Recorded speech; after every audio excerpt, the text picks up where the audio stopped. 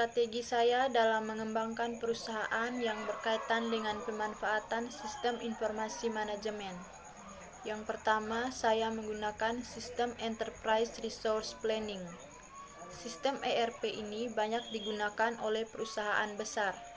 Namun, perusahaan dalam skala kecil juga masih dapat menerapkan sistem ERP.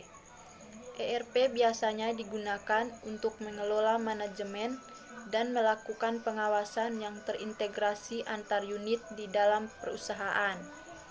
Yang kedua, Supply Chain Management atau SCM.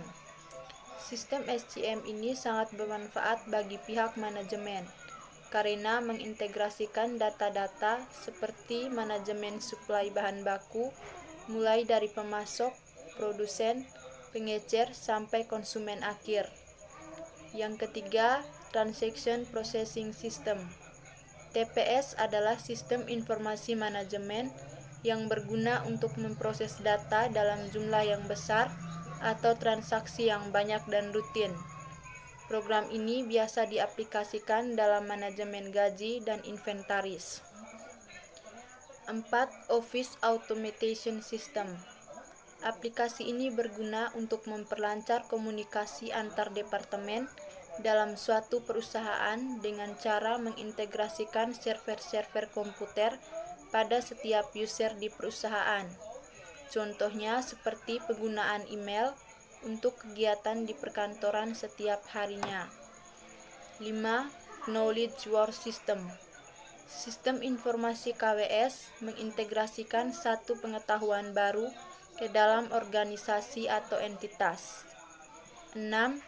Informatic Management System. IMS berfungsi mendukung spektrum tugas-tugas dalam organisasi.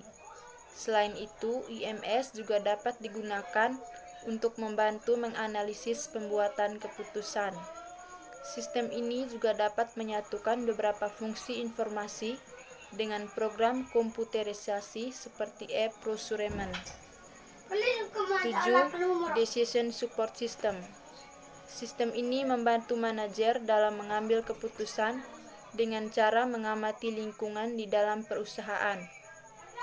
Contoh sistem informasi manajemen yang satu ini adalah seperti link elektronik. 8. Expert System dan Artificial Intelligence. Kedua sistem ini pada dasarnya menggunakan kecerdasan buatan yang berguna untuk menganalisis pemecahan masalah dengan menggunakan pengetahuan tenaga ahli yang telah diprogram ke dalamnya. Contohnya sistem jadwal mekanik. 9. Group Decision Support System dan Computer Support Collaborative Work System. GDSS hampir sama dengan DSS. Bedanya, GDSS mencari solusi permasalahan melalui pengumpulan pengetahuan dalam suatu kelompok, bukan per individu. Biasanya berbentuk kuesioner, konsultasi, dan skenario. Contohnya seperti e-government. 10. Executive Support System. Sistem ini membantu manajer berinteraksi dengan lingkungan perusahaan menggunakan bantuan grafik dan pendukung komunikasi lainnya.